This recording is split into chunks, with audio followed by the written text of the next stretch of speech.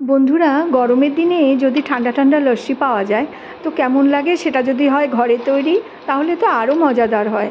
বাড়ির বড়রা বাচ্চারা অনেক সময়ই আমাদের আবদার করে থাকেন একটু লস্যি খাওয়ার জন্য। তো আমি আজকে ঘরে থাকা কিছু উপকরণ দিয়েই বানিয়ে নিচ্ছি।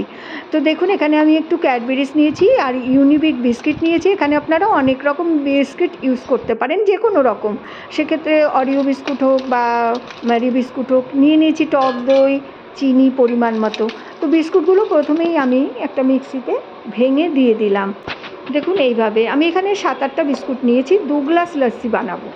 তো এখানে 7-8টা বিস্কুট নিয়ে নিয়েছি পরিমাণ মতো চিনি একটু কমই দিলাম, কারণ বিস্কিটগুলো কিন্তু ভীষণ মিষ্টি। তো সেই জন্য আমি চিনিটা একটু কম করে দিলাম, আপনারা আপনাদের পরিমাণ মতো দিয়ে নেবেন। এখানে আমি 2 গ্লাস লস্যির জন্য মোটামুটি কাচের 1 বাটি, মিডিয়াম 1 বাটি দই নিয়ে নিলাম। আর যেহেতু এটা লস্যি হবে তাই একটু ঘন হবে, কনসিস্টেন্সিটা কিন্তু ঘন হবে। এবার দিয়ে দিলাম সেই দইয়ের বাটি ধোয়া জলটা। এবার সব কিছু আমি একসাথে মিক্সিতে ব্লেন্ড করে নেব। আর শেষে দিয়ে দেব 2 টুকরো চকলেট। এই চকলেটটা অপশনাল, আপনারা দিতেও পারেন নাও দিতে পারেন। তো আমার কাছে ছিল, আমি দিয়ে দিলাম। আর বাচ্চারা খুব এই চকলেটের ফ্লেভারটাও খুব পছন্দ করে। তো দেখুন, ব্লেন্ড করে নিয়ে আসা হয়ে গেছে। খুব সুন্দরভাবে স্মুথলি ব্লেন্ড করে নিয়েছি। এবার আমি গ্লাসে সার্ভ করে নেব। তো দেখুন, এখানে আমি একটা গ্লাস নিয়েছি, 2টো গ্লাস নিয়েছি, 2 গ্লাস করেছি। তো দেখুন, ঢেলে দিলাম। কি দারুণ একটা কালার এসেছে, দেখুন খুব সুন্দর কালার এসেছে, ঠান্ডা ঠান্ডা একদম লস্যিগুলো।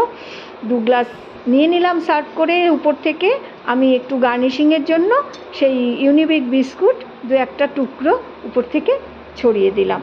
তো বন্ধুরা, এই রেসিপিটি অবশ্যই আপনারা বাড়িতে ট্রাই করবেন, আর কেমন লাগলো আমাকে জানাবেন। আপনাদের কমেন্ট বা আপনাদের এই যে লাইক কমেন্ট, এগুলো আমার কাছে কিন্তু ভীষণ মূল্যবান। তো দেখুন, এইভাবে খুব সুন্দরভাবে তৈরি হয়ে গেছে। বাচ্চাদের বড়দের খুশি করার জন্য এই গরমে এটা কিন্তু একদম অতুলনীয়। তো বন্ধুরা, আজকে আসছি, আবার আসবো আগামী পর্বে নতুন কোনো রেসিপির সাথে। আপনারা সবাই গরমে ভালো থাকুন, ঠান্ডা থাকুন, সুস্থ থাকুন।